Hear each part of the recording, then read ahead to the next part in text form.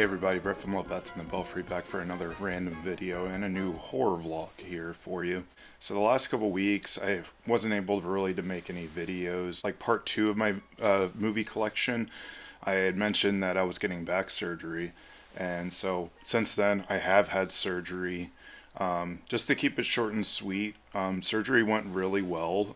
There's a whole lot of details I could go into in this whole separate video if anyone who is interested in hearing about my back surgery story. I can certainly do a video vlog about that, but this isn't about that. A random horror vlog I felt the need to talk about, and that is the newest addition to the Strangers franchise, which it technically is like a reboot of some sorts, but it is Strangers Chapter 1 I'm going to talk about. My wife and I watched this the other night. I had heard many things about how terrible it was, and it's kind of funny because my wife and I actually rewatched the original Strangers, I think from 2008 is when that came out.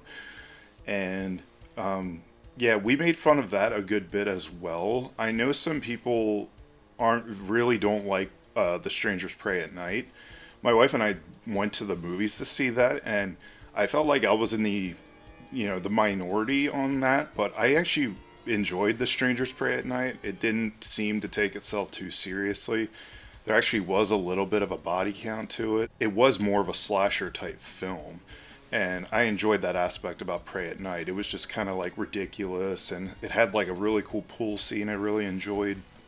And so my wife was really inclined to want to watch the new Strangers, which was The Strangers Chapter 1, because it's the first of a trilogy that's coming out, and apparently the second and third are coming out not too long now after Strangers Chapter 1.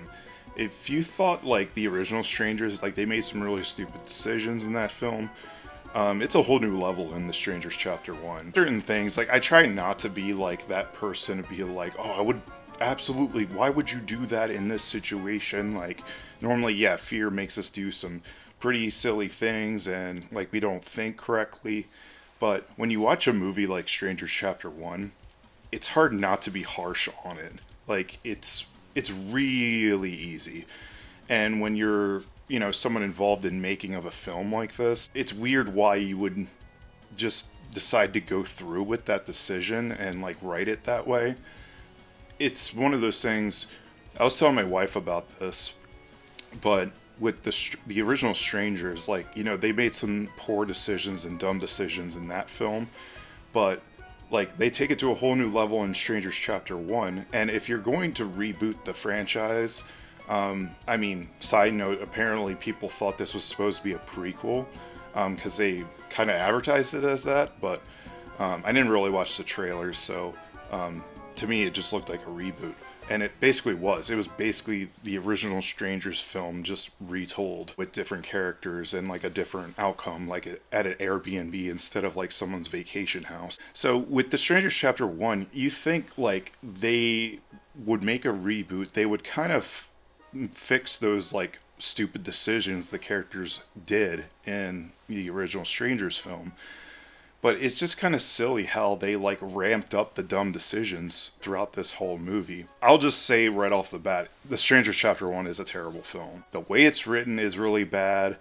The acting is really not that good. I think the girl who plays the main character girl in this, I don't even remember their names. Like that's how unmemorable their characters are. But the girl who plays the main girl in the movie, I thought did the best job she could with it. Like it actually seemed like she was trying. But the guy who plays the boyfriend of the main girl character, he was not very good. He was not very convincing. You need the plot to happen throughout this film, but it is just appalling like what decisions lead to another bad decision that lead to another bad decision. Like, and most of the bad decisions are usually by the boyfriend in this movie.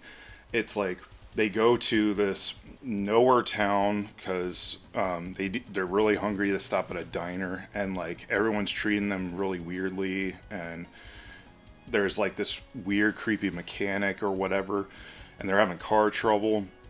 And like the mechanic's just like, well, I got to get a part, but the place that I need it from is closed. So he's like, come back tomorrow morning and I'll have your car fixed. So they go to an Airbnb. All the decisions, like they do the whole is Tamara here from the random silhouette of the person, like, you know, standing outside the door.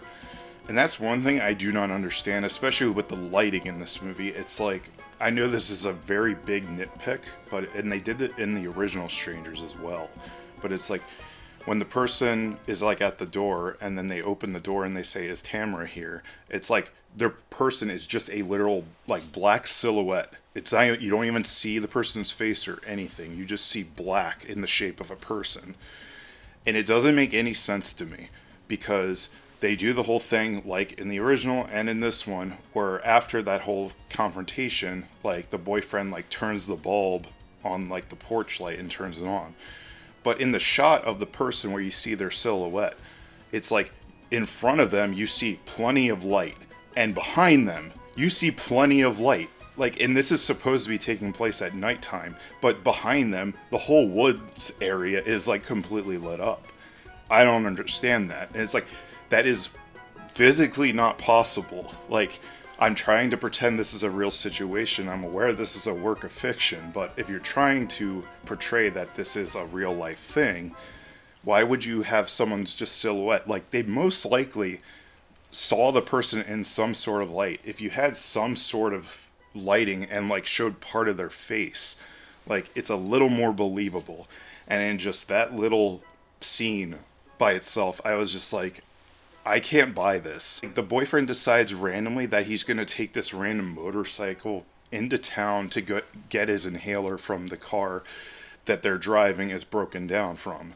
Like, why would you go by yourself, leave your girlfriend at the house when, like, this weird thing just already happened, and you're going to leave by yourself on a random vehicle that is clearly not yours, and it's not rented to you, and you're just going to drive into town on a motorcycle?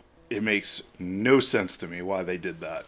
They needed the plot to happen. Most people who have seen this movie, like, the scene that involves the water bottle is really ridiculous, and that also is another thing of like really stupid decision. Why would you do that? There was a scene where they're trying to escape in another person's vehicle, and the boyfriend, like the burlap sack guy, like the main person of the Strangers, like is running his truck into their vehicle on the side, like T-boning them, and they literally have a shotgun, and the boyfriend doesn't think to maybe pick up the shotgun and then shoot at the guy. He doesn't decide to do that until like after 5-6 times this car has backed out and driven into their vehicle. So terrible decision making. Later in the film, they're like in the woods area and everything, and the boyfriend is able to counter like the pinup girl mask, like the pinup girl stranger. He's able to like sneak up on her with his shotgun, and of all things, he doesn't shoot her whatsoever. Then she starts making a ridiculous amount of noise so the other strangers can notice that they're there. He doesn't shoot her. It's like these people are literally trying to kill you guys, and like you already killed the Airbnb guy that tries to stop by to fix the refrigerator. Like, you shot him straight in the face, and you're not going to kill one of these strangers? Like, you already killed someone. Like, you might as well just pull the trigger on this person. And the whole line with him being like, they always say your first kill is the hardest. He's like, well, I already had my first kill. And it's like, but he doesn't shoot the lady.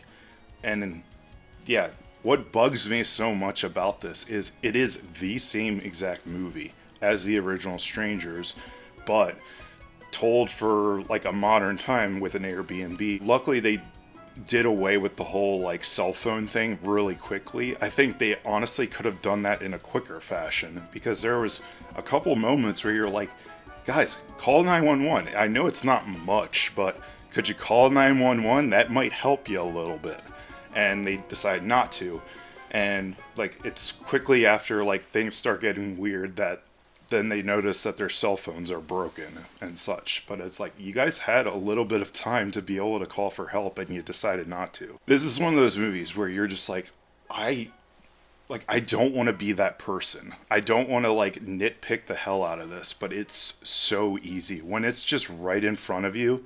It's like it has like 8 elephants in the room throughout the whole movie, so you can't help but address it. The way they end chapter 1 is like, you know, the boyfriend dies, the girl ends up surviving, and they kind of hint at it's going to be this like revenge type story maybe later. I don't know what else you do with this for 2 other movies unless it's like separate events where it's like the strangers target new people, or the main girl is going to try to get like revenge on all the strangers. I just really don't see what else they're going to do with this entire thing. Like, hey, we should do a trilogy of strangers films, but you kind of have to like retell the first movie kind of again. So I don't know if that was like, hey, you just kind of have to retell the first movie again, if they had to do that. Because if they had to do that, I can kind of understand why it was really stupid and the way they wrote it was really dumb. You could have taken this concept and made it like, you know, there are good home invasion movies where you put yourself in that situation of the main character and you're thinking like, all right, what would I do to get out of this situation? You can write it in a smart way, but even with someone's smart decisions, you know, the villains, the strangers, you know, still tend to get the upper hand. There is a way, I'm sure you could write that, but they decided not to do that. They decided to just have people make the dumbest decisions of all time. I'm kind of ranting here, but yeah, it's just not a good movie. It's not the worst thing I've ever seen. Like, you know, even the original Strangers, some people really love the original Strangers. Write it in a better way. You need to make it smarter. Home invasion movies, like, it's a hard genre to do because it's just so easy to just go to those quips and just, you know, those simple home invasion tropes.